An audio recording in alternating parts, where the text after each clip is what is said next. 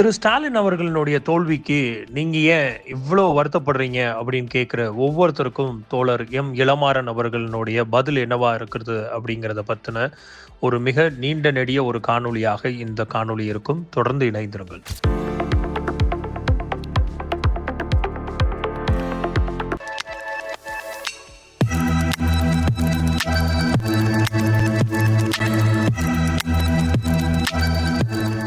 நேரடி தேர்தல் அரசியல்ல ஈடுபடாத நீங்க ஏன் திரு ஸ்டாலின் அவர்களுடைய தோல்விக்கு இப்படி வருத்தப்படுகிறீர்கள் என்று தம்பி ஒருவர் தோழர் இளமாறன்ட்ட கேட்டிருக்கிறாப்ல.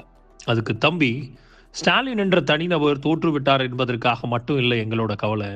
பார்ப்பன கூட்டத்திற்கு நேர் எதிரில் நின்று ஆரியத்தை வேறறுக்கும் திராவிட வாரிசு நாங்கள் என்று உரைத்து திராவிட மாடல் ஆட்சி நடத்திய ஒரு கொள்கை தலைவனுக்கா இந்த தோல்வி என்பதுதான் எங்கள் வருத்தம் அப்படின்னு இருக்கிறாரு தோழர் இளமாறன். இது கூடவே தந்தை பெரியாரால் அடித்து விரட்டப்பட்ட குலக்கல்வி திட்டத்தை விஸ்வகர்மா யோஜனா என்று மீண்டும் தூக்கி வந்த பாஜகவின் வர்ணாசிரம குடிமையை பிடித்து ஜாதி தொழிலை திணிக்கும் இத்திட்டத்தை நாங்கள் ஏற்க மாட்டோம் என்றாரே, அந்த திட்டம் மீண்டும் தமிழ்நாட்டில் நடைமுறைக்கு வந்து விடுமோ என்பதுதான் எங்கள் கவலை தம்பி அப்படின்னு இருக்கிறார். இது போக தோழர் இளமாறன் அவர்கள் அந்த தம்பிக்கு சமூக நீதிக்கு எதிராக இடஒதுக்கீட்டின் நோக்கத்தை சிதைத்து உயர் ஜாதி பார்ப்பனர்களுக்கு இடபிள்யூஎஸ் என்ற பெயரில் 10 விழுக்காடை அறுத்து கட்டியது பாஜக, அதை தமிழ்நாட்டில் தடுத்து வைத்தது திமுக. இடபிள்யூஎஸ் தமிழ்நாட்டில் இனி நடைமுறைக்கு வந்து விடுமோ என்பதுதான் எங்கள் கவலை தம்பி அப்படின்னு இருக்கிறாப்ல.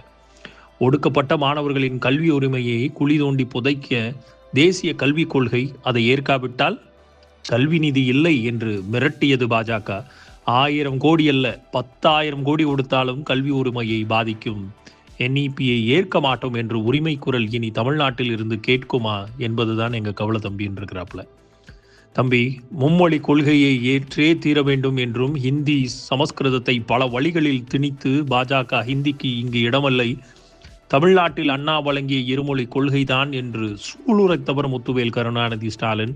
அந்த உரிமை முழக்கத்தை இழந்து விட்டோமோ என்பதுதான் எங்கள் வருத்தம் தம்பிங்கிறாரு தோழர் இளமாறன் அவர்கள்.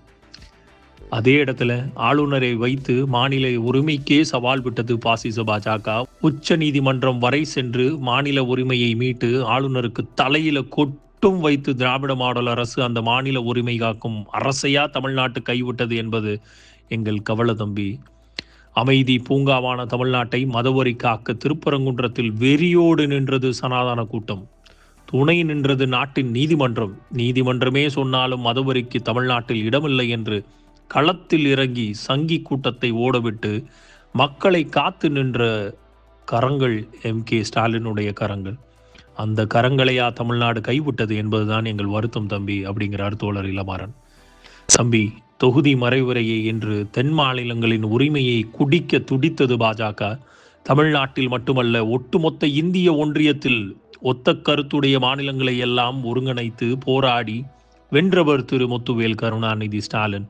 இந்தியாவிற்கே வழிகாட்டும் தமிழ்நாட்டின் குரலை இழந்து விட்டோமா என்பது எங்கள் கவலை தம்பி அப்படிங்கிறார் தோழர் இளமாறன் அவர்கள்.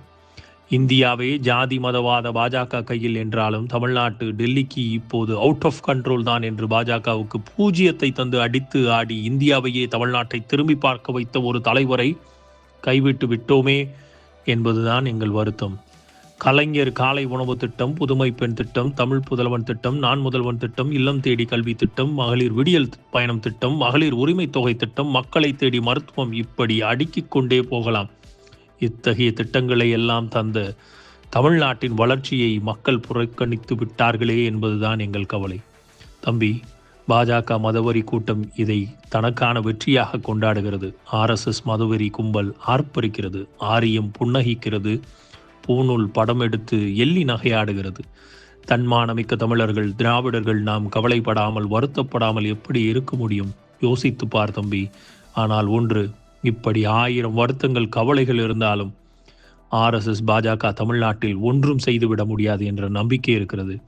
மேற் சொன்ன எதை தூக்கி கொண்டு பாஜக வந்தாலும் போராட்ட களத்தில் அதனை அடித்து விரட்டுவோம். ஏனெனில் தமிழ்நாட்டை காப்பது தந்தை பெரியார், பேரறிஞர் அண்ணா, முத்தமிழறிஞர் கலைஞர், தமிழின தலைவர் ஆசிரியர் வீரமணி என்னும் திராவிட கொள்கை பெருஞ்சுவர்கள்.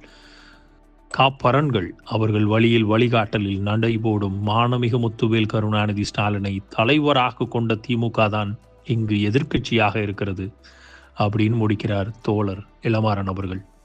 எவ்வளவு பெரிய வழிகள் நிறைந்த வார்த்தைகள் அந்த தம்பிக்கு தோழர் இளமாறனிடம் இருந்து. எது எப்படியோ ஒட்டுமொத்தமாக தமிழக அரசியலில் இன்றைக்கு நிலை நின்றிருக்கக்கூடிய தாவேகா என்னும் புயலை அடித்து ஒடித்து விரட்ட பல்வேறு சூழல்கள் கையில் இருக்கும் போதும் தன் புன்னகையோடு 6 மாத காலத்திற்கு தாவேகாவை எந்த தொந்தரவும் செய்ய மாட்டோம் என்று சொல்லி ஒரு ஜென்டில்மேன் பாலிடிக்ஸ் விளையாடுகிறாரே திரு முத்துவேல் கருணாநிதி ஸ்டாலின் அவர்கள். அவருடைய அந்த நன்னடையும் அந்த நேர்கொண்ட பார்வையும் தமிழ்நாட்டை எந்நாளும் காத்து நிற்கும் அப்படின்னு இறுதியாக நாம் நம்பலாம். அடுத்தடுத்த காணொளியில் நாளை உங்களை சந்திக்கிறோம். தொடர்ந்து இணைந்திருங்கள் லீடர்ஸ் சேனலுடன்.